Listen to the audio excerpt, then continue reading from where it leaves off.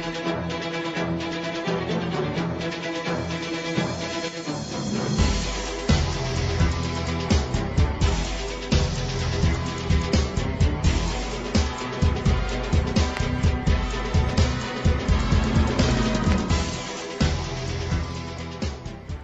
to the Grueling Truth Super Bowl Monday night, brought to you by MyBookie.ag.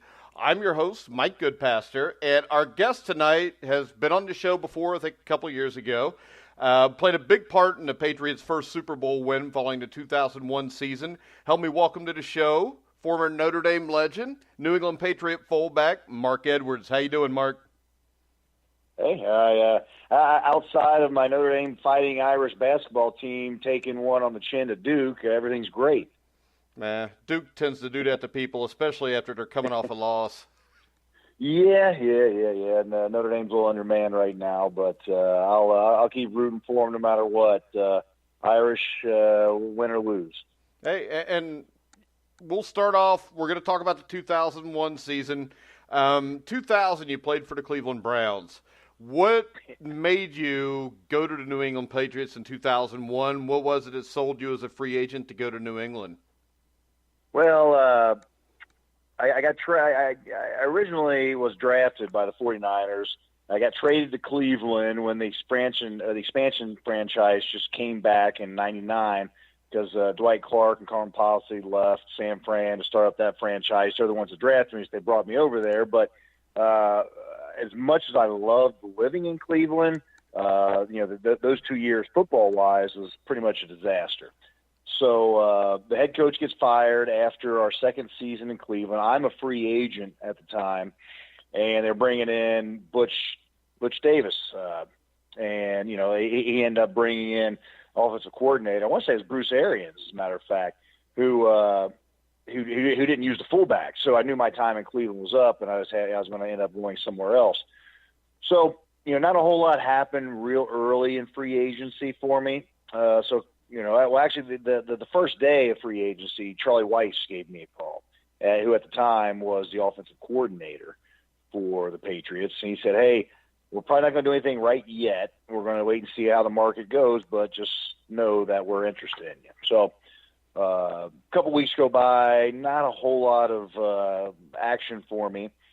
And then I get a call from the Patriots and say, hey, we want you to come in for a visit. We want to sign you. Boom, boom, boom. I went in there. Charlie told me a little bit about what he was planning on for the offense. They didn't necessarily run a West Coast offense, was what I was used to as an athletic fullback, catching passes out of the backfield and stuff. But he outlined a plan to utilize me and my athleticism as a fullback and get me the ball a little bit more than I had been getting it. And that's really what sold me, because the Patriots the year before were 5-11 in Belichick's first year. And, I certainly wasn't expecting the run we had to happen. Yeah, and when you got to training camp, Belichick was considered just a great defensive coordinator who had failed in Cleveland, but I think people forget that he took Cleveland from 3-13, actually winning a playoff game in '94, and I think in '95 they were 6-2 until the move was announced and everything kind of fell apart. But yeah, definitely. What was your relationship, your experience at camp with Coach Belichick and that first Patriots team? Well, much like everybody else at the time, I thought Robert Kraft was crazy as heck to give away 2 first-round picks or whatever the compensation was to the Jets for Coach Bill Belichick. Because, he had a little bit of success. He started turning people around in Cleveland, but for the most part, he was thought of as, he didn't have too successful the first stint as a head coach. But we got in there, and it was he was one of those guys that he could yell at you without raising his voice. He the way he would just talk to you, he got his message across very, very sternly without really raising his voice, and it was just a real disciplined way of doing everything. And really early in training camp, and really throughout training camp, I still didn't really see the greatness that was to become that really started showing as the season progressed. Yeah, and Drew Bledsoe was actually the starting quarterback at year in training camp. Was there anything about Tom Brady that could lead you to expect anything that's happened since then? Well, of course not. Not to the extent that he has. You know, did you see potential there? Absolutely. When I got there, he was the fourth team quarterback. You know, obviously Drew Bledsoe, he just signed a $100 million deal. He was the franchise quarterback. They brought in Damon Heward from Miami, who had started some games, to be the backup. And Brady and Michael Bishop were in a battle for third and fourth quarterback, because the year before, Brady was the fourth quarterback, Bishop was the third. John Freese was the backup behind Drew. So throughout training camp, you started seeing, this young kid start slinging the ball around and just making plays and doing great things, not only in practice but in the preseason games as well. And lo and behold, Michael Bishop's gets released before training camp even ends, and then he passes up Damon Heward very early in training camp, and he's the number 2 guy before we even knew it. Yeah, and you get to game 1, you actually lose the first game in Cincinnati to the Bengals. I know you're from this area. Yeah, and you got to remember, these are the Bengals of the 90s, the Shula Bengals, and where they were just terrible. I mean, they were the bottom dweller. This is before Marvin got there, and all of a sudden they started winning playoff games. This is the 2-14 and 4-12 every year Bengals that we lost to. And after going 5-11 the year before, they bring a bunch of us free agents in. We lose the first game of the season in Cincinnati, very ugly. Then we have the whole 9/11 thing happen, right? Which was a very interesting and surreal kind of experience as a football player, getting essentially a bye week in week 2. And then we come out week 3 for the second game of the year against the Jets. And, it's since we're playing a team from New York, we were actually playing in Foxborough Stadium. But playing a team from New York, there was a very surreal atmosphere there because of what had happened the week before. A very patriotic atmosphere. But, once kickoff started, it was football once again. And then we play that game. We end up losing. Drew gets knocked out with, 2 or 3 minutes left in the game as we were trying to go down for a tying touchdown. And at the time, we didn't know how bad it was. But he's out of the game. Brady comes in. He moves us a little bit, but there just wasn't a whole lot of time left. So here we are. We're 0-2 after a 5-11 season the year before, and we just lost our franchise quarterback. Yeah, and nobody knows what's going to happen next. Nobody could have known that. Actually, if you'd have made a movie about this before it ever happened, people wouldn't have believed it and said it was too far over the top. Was there a point in the season where you guys realized that you could do this with Brady? I mean, to me, from watching it as an outsider, the first time I got that feeling is when you guys dropped to 5-5, and it was the last loss of that season, where you played the Rams, who were just tearing through the league at the time, and that game goes down to the final minutes. You want to talk a little bit about that game and just leading up to that? I'll move a little bit before then to kind of, how the flow of that season began. And it really, I think where we really, the turning point was when Bledsoe went down. The entire team was kind of like we collectively looked at each other and we're like, look, our franchise quarterback, $100 million quarterback, is not here anymore to win these games. We all kind of individually looked at ourselves like, hey, I got to win this game. The guy next to me has to win this game. That's the way he felt.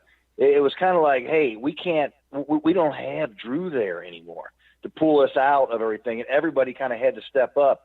And it was interesting because Indianapolis was coming in to Foxborough Stadium on week 3. Peyton Manning's third year in the league, I want to say. And they had beaten their first 2 opponents by like a combined score of 90 to 25 or 90 to 30 or something like that. They have just steamrolled two teams right in a row. And what's interesting is it's like that's when we really started coming out of the tunnel as a team. All right? We're like, hey, no individual on this team is going to be able to win this. We got to win this as a team. And from that point on, it was like we almost every game we either scored a defensive or special teams touchdown. We scored on offense. We played, great on special teams. And we just started playing really good team football. And, that it started with that Indianapolis game. We ended up beating them 40-something to 20-something, right? And like I said, we scored a touchdown on defense. We scored a touchdown on special teams. And we scored a bunch of touchdowns on offense. And that really is what formed the identity of that team that year. So the following week we go down to Miami. In the end of September, Patriots almost always lose down in Miami, especially at the beginning of the year. So we're 1-3. Then all of a sudden we kind of get rolling a little bit. We get back to 3-3, and we beat Indianapolis a second time. Like 3 or 4 weeks later, and then we lose another game. Then we get to 5-4. Then we get to 5-5 with that game you were talking about against the Rams, where, we only lost by a touchdown, but the game really wasn't that close. They really, really beat us up. And the interesting thing was that game, Belichick's game plan was to blitz Kurt Warner and try to get pressure on him. We blitzed probably 75-80% of that game. And, they only scored 24 points. That was the greatest show on turf. But, they moved the ball pretty well on us. Yeah, and that was kind of the MO of this team, though. I mean, it was a team that never gave up, and no matter how bad you were getting beat, you somehow found a way, whether it was special teams or defense, to stay in the game and give your chance to win. Absolutely. And then, like I said, you mentioned it earlier, being what you perceive as a turning point in the season. And it is really at that point is kind of where we turned it up just one more little notch. Because, like I said, we got to 5-5, and then we just kind of started finding ways to win every week. And we weren't winning pretty. We were winning 17-16, 24-21. It's when you started seeing the unique game plans week in and week out as we would come in on Wednesday and install our offense and our defense. You would start seeing the uniqueness of what Belichick and Charlie Weiss were doing, both on offense and defense. And I'd be sitting as we're doing install, I'm like, wow, that's pretty sharp. That's pretty clever. That's different. That's unique. That's a good wrinkle. And once again, we kept continuing to play good team football. Like I said, finding ways to score touchdowns on either special teams or defense just about every game. We were creating turnovers. We weren't turning the ball over. That particular season, we were number 18 in the league in offense. We were number 15 in the league in defense. But we were top 5 in turnover margin, and we were top 5 in red zone scoring on both sides of the ball. So that's where the difference was. It wasn't, we weren't getting a bunch more yards than the other teams. We were taking advantage of every one of our opportunities, and we were scoring on defense or special teams.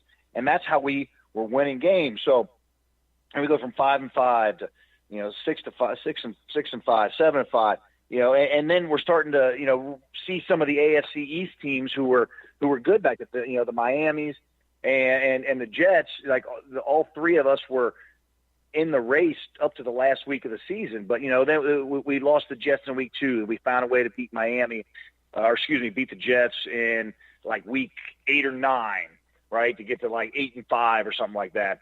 And then we play Miami in week 16, the 15th game, whichever week that was with a couple of bye weeks. And we were down by 10 in the fourth quarter, and Tom Brady legend comes about. he throws the ball all over the place, and we end up coming back from behind to take a 1-game lead to tie with them, but we had the tiebreaker. So then we have a bye week because originally there's only 31 teams at the time. So originally we had a week 17 bye. Our bye week was the last week of the season when everybody else would be playing. We were the only team not playing. So, and then the following week we went to Carolina and actually, shored up the division. And during that bye week when we're sitting off, the Jets go out and they beat the Oakland Raiders to all of a sudden give us the number 2 seed. So it's like all these things were falling in place to make our path just a little bit easier. And as we're doing this all year, you kind of talked about when did you start seeing, Brady become this leader and things like that. That particular year, his average stat line was like 200 yards passing. He was 16 for 20, 200 yards passing, 1 touchdown, no turnovers. We'd throw the ball for 200 yards a game. We'd rush the ball. We'd rush the ball for 150 yards a game. So, we were just running the ball really efficiently. We were play action, and getting him and really protecting Brady that particular year. But like I said, in a couple of those games, he really saved us. The Miami game, he's throwing the ball over the field. The San Diego game, when he came back, he threw for 350 yards. But most of the games, it's just a nice conservative stat line for him. Let's run the ball, play action, play good defense. Yeah, and then you get to the playoffs. You play the Oakland Raiders. Number one, who doesn't love a snow game? I don't know if you like to play in them, but I like to watch them.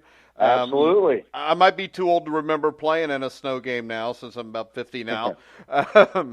But what was the feeling coming out onto that field? I think most people gave the Raiders the advantage, even though you were the higher seed.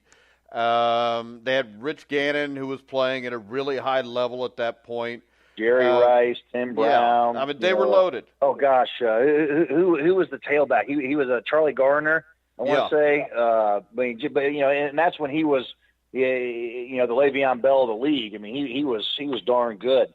But, even though we were playing at home, even though we had the bye week, and they had to play, the wild card game, I'm not sure we were favored that game or if it was a pick 'em or something like that, but most of the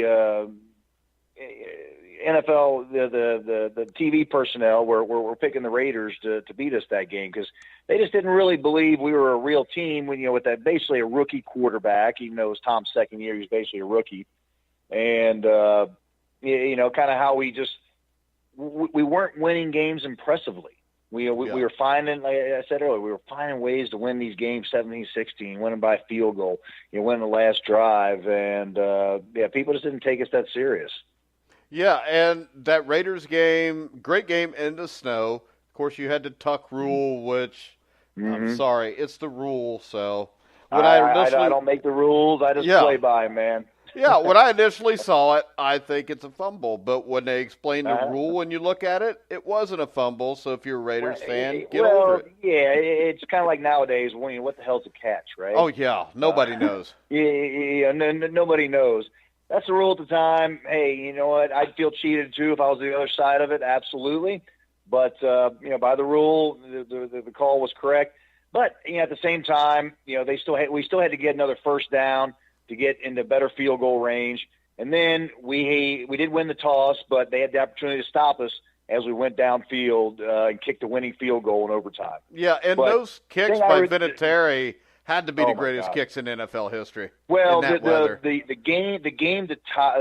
kick to tie it was because wasn't that like it was 48 yards? 45? It was 45 yards into the wind.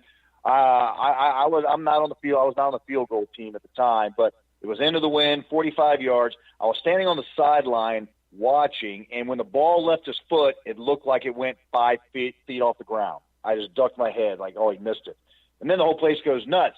But if you watch that kick, I mean, it doesn't go but, 10, 15 yards in the air. I mean, it was just an absolute line shot that left the park, essentially. So it is definitely, without question, the greatest kick in NFL history, period. The kick to win in overtime was a chip shot from like 25, 30 yards or something like that. And after making – and it was going with the wind in the opposite direction, the opposite side of the field. So after he made the 45-yard impossible kick, there was no doubt in my mind he was nailing the little chip shot. Now, my next question is this. To win a game like that so dramatically, we saw Minnesota with the Minneapolis Miracle. Didn't they come out and lay an egg the next week? And I saw so many times – I've seen so many times where teams will win a game like that and fall apart. What was it that Belichick did to keep you guys grounded to be ready to go to Pittsburgh the next week? Well, it wasn't so much, Belichick had to do anything. The entire year, people were saying, hey, you guys are going to lose every single game, especially from the time Bledsoe went down, it was a lost season as far as everybody else was out there.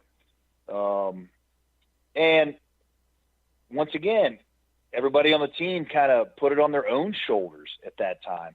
Hey, I got to play better because we don't have our savior anymore. I got to play better. I got to step up. I got to help my teammates get better. And it was just a collective, non-spoken generality. I mean, just everybody just knew that. It's just like a switch had flipped. And that next week, we went out, we blocked one of their field goals, returned it for a touchdown. We had a punt return for a touchdown. And, then our defense, and if you remember, Tom Brady got hurt right before halftime. Yeah, and Bledsoe came in and played great. And Bledsoe comes in, throws a touchdown pass at the end of the first half, and played great in the entire second half. And we had to lead the whole second half. So we were playing conservative. Our defense was playing great. Then all of a sudden, Pittsburgh gets a touchdown, gets back within a score game. They get the ball again. And what happens? Our defense steps up again. Cordell Stewart throwing picks. Yeah, well, that's what Cordell Stewart did best in those situations. He also did it in 97 against Denver, too.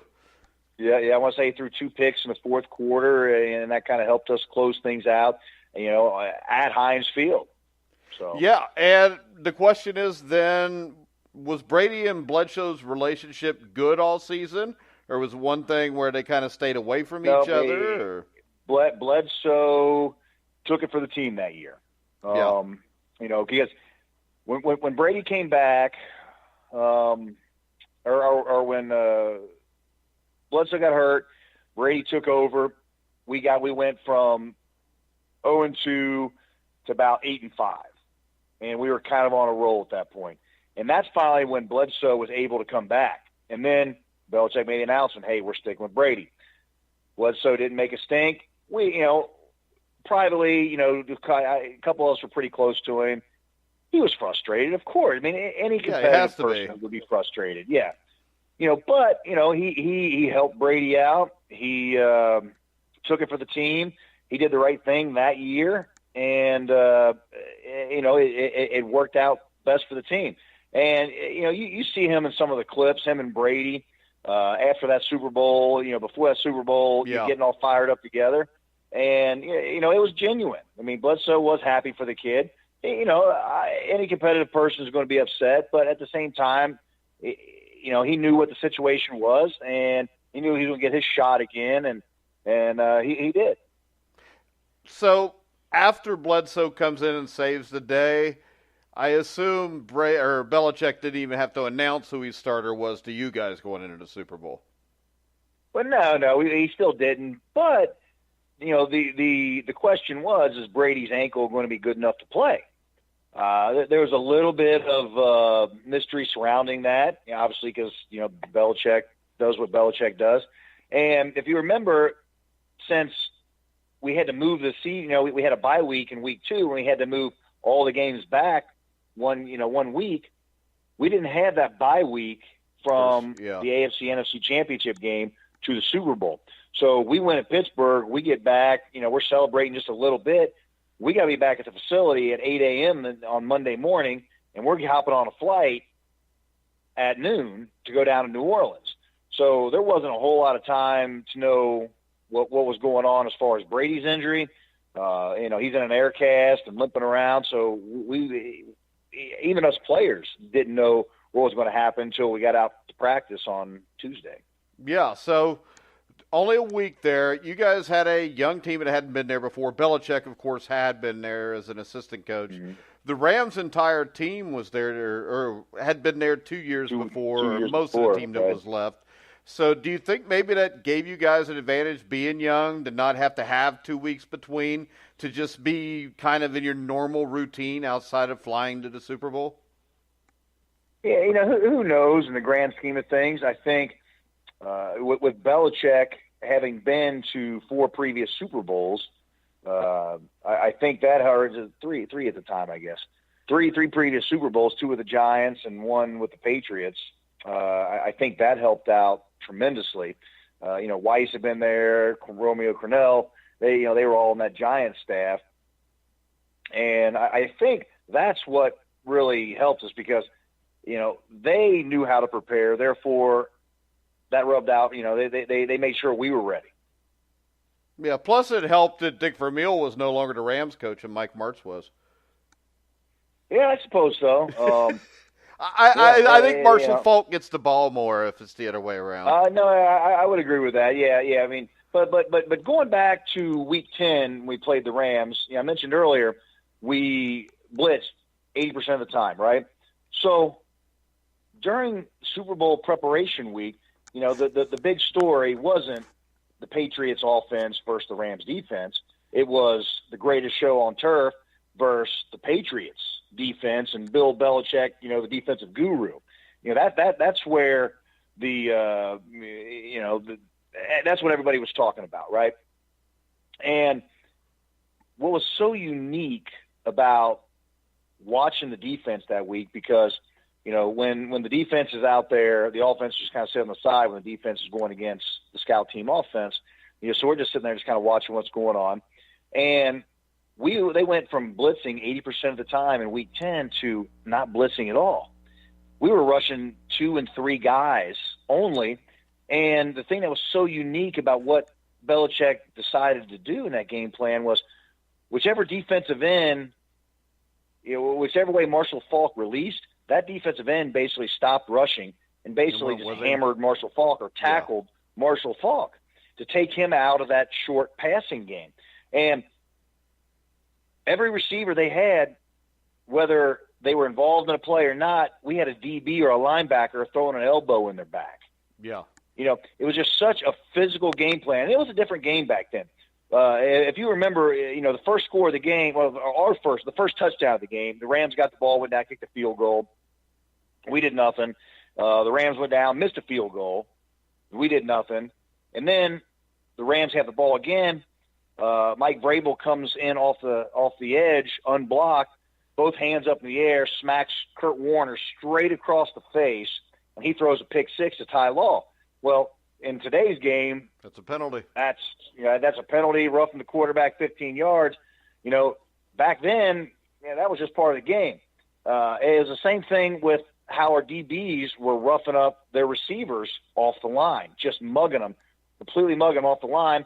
And, if the ball was thrown the other side of the field and there was a receiver standing looking, we had a DB coming up and just throwing an elbow right in his back and knocking him down. And we did that all game. And we had a very conservative game plan on offense because, we knew it was going to have to be a low-scoring game to beat them.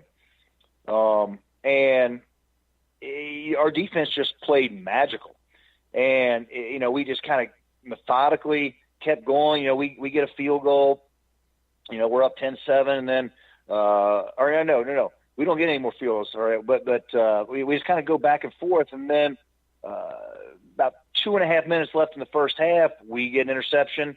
We run it back about the 50-yard line. We go down. We end up getting a touchdown right before half. We're up 14-3 at half to the greatest show on turf, who had been scoring 30-some points a game, and we go into halftime.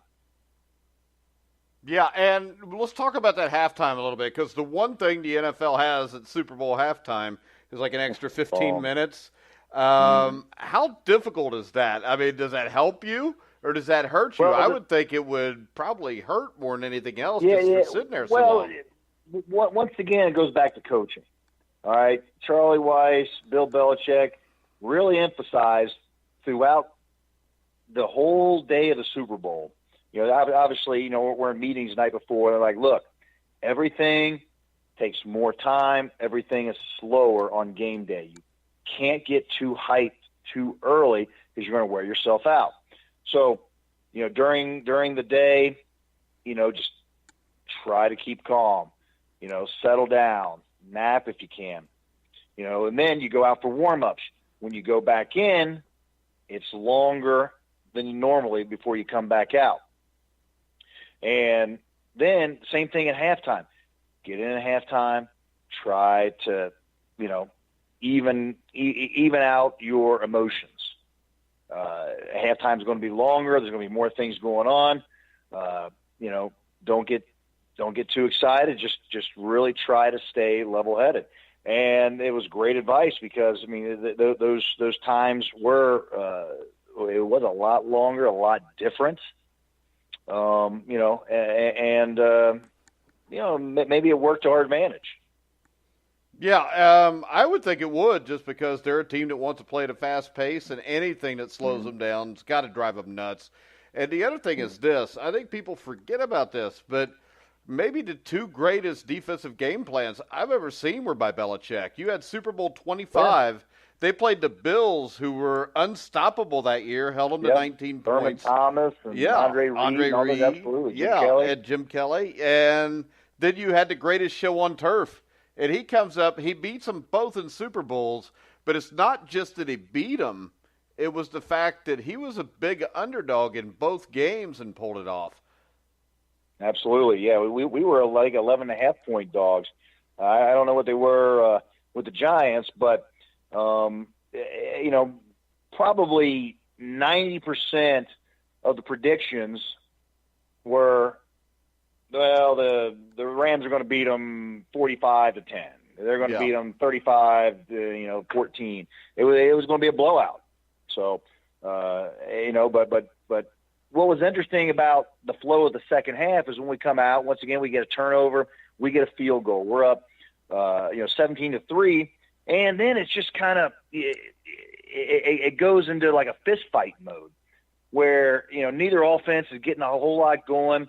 But you just kind of felt like, oh gosh, the Rams are they're going to break out at some point if our offense can't maintain the ball and give our defense a blow. And we really weren't able to. We were able to get a couple first downs, have some 4 and 5 minute drives, but no long sustained drives for points. So we get to about 8 minutes left in the game, and we're up 17-3 still. We're holding the greatest show on turf to 3 points. So then all of a sudden, the Rams go on a really weird type of drive for them. They went on a methodical drive where they were getting 5 yards and 6 yards, and just little chunks and little short little passes to the receivers but then our guys were hitting them, and they move all the way down the field, and now all of a sudden 8 minutes left in the game, they got 4th and goal on the 2, and this kind of goes back to the game plan I was talking about earlier with Marshall Faulk. If you remember in that game, 4th and 2, Kurt Warner can't find anybody. He drops back to pass, can't find anybody. He starts running for a touchdown, and a yard before he gets there, Roman Pfeiffer strip tackles him. Bucky Jones picks up the ball, runs 99 yards for a touchdown. Game over, right? Flag. Well, there was a flag because Willie McGinnis had tackled Marshall Faulk. That's the only time they called it all game, but we did it every darn play almost. So, they go in and score. Then we go back out. Our offense goes 3 and out. We go. We go 3 and out. Then actually our defense stops them one more drive. Willie McGinnis gets a sack to try to redeem himself. There's 3 minutes left in the game. We get the ball back again, 3 and out again as an offense. So then we punt it away. We kind of get a bad punt. They get the ball back on their own 40. 2 minutes left. They score in 3 plays. That's the greatest show on turf that we know. 121 left. It's 17-17, and they have all the momentum in the world. And then a young fella named Brady steps it up. Everybody thought it was going to come down to our defense versus their offense, when in reality that last drive came down to our offense versus their defense. And everybody remembers that drive. The first play, he almost gets sacked, dumps it off for 5 yards. Second play, almost gets sacked, dumps it off for like 5 yards. And then all of a sudden we hit one for 10 yards and a running back gets out of bounds. And then he might throw it away or something. And then he hits Troy Brown for the big one that got us over the 50-yard line. And at that point I'm thinking, you got to be kidding me. You know, because after the first two plays, there was like 40 seconds left, and we were on our own 30-yard line. No timeouts. And, you know, that's where Tom Brady really started making a legend for himself. Because, yeah, he had a good season that year, but we didn't rely on him to go out and win many games for us. And in that one, he just took the ball and just did it. And it was just kind of a very surreal feeling to have Adam Vinatieri out there to kick a 48-yard field goal indoors, which up to that point in his career, he'd never missed a field goal indoors. Yeah. And after what he'd done in the Snow Bowl, like it was a no-brainer. That ball was going through, and he hit that thing. It would have went in from 60, center cut, and, you know, we won the Super Bowl. And it's what every little kid dreams about as a football player, going out winning the Super Bowl, and we just did that. I ran out onto the field. I didn't really know what I was doing, where I was going. I ended up in the end zone, and I turned around, and all my teammates are at the 50-yard line. So I sprinted back and started celebrating with the team, and confetti's coming everywhere, and it's absolute chaos. And it's just such an incredible, surreal moment that I can remember vividly even now. Well, and I think that game in that last minute where that's what separates Belichick from everybody else. That's what separates Nick Saban from other. It's like you watch the championship game. Georgia settles for a field goal instead of really trying to go for it and win the game. Alabama comes out, gets the ball, gets sacked the first play. They're back at the 42, and everybody thinks, well, they're just going to try to get in field goal range so they tie it and don't lose the game. And then, boom, Saban's throwing for the touchdown. It's the same thing with Belichick. And it's John just Madden was screaming, take a knee, take a knee. Going to over. If we go into overtime, we lose that game without a doubt. Without a doubt, we lose that game. Yeah, but if you look at it, Belichick, you know, last year against Atlanta and this year against Jacksonville, both of those coaches were affected by playing against Bill Belichick and Tom Brady. And I think they played it safe, and that's why they lost the game. So you know, I live in Jacksonville now. I played for both teams, so I was actually at that game. And one of the turning points in that game, I thought, was the end of the first half. Exactly. You know, Jaguars got, you know, one or two timeouts. There's a minute left, 52 seconds, 58 seconds, whatever it was. Well, let's take a couple knees because we got the lead. No, you go for the damn jugular, man. Yeah, you know, especially take it down the against field them. and try at least try to get three, because you just know that whole game. I just knew. I was sitting there, and like, Patriots are going to win the fourth quarter. You know, it's just going to happen. You just know it. And once again, kind of like what the Rams did to us in that Super Bowl 36, the Patriots did to the Jaguars. But we were able to come back on that last drive and, you know, win the game. Super Bowl 36. Jaguars weren't able to do that last weekend. Yeah, and really, when I look at Super Bowl 52, to me, this comes down to Doug Peterson and how he coaches the game, because I think if you look at the teams, personnel-wise, outside of the quarterback position, Philadelphia is better, but is Peterson going to go in to win the game, or is he going to, you know, crap his pants?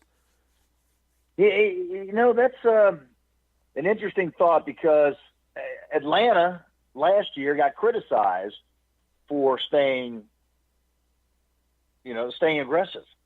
Yeah, but see, that's not what I'm talking about. To me, run the ball and kick a field goal. Whereas Jacksonville got criticized for being.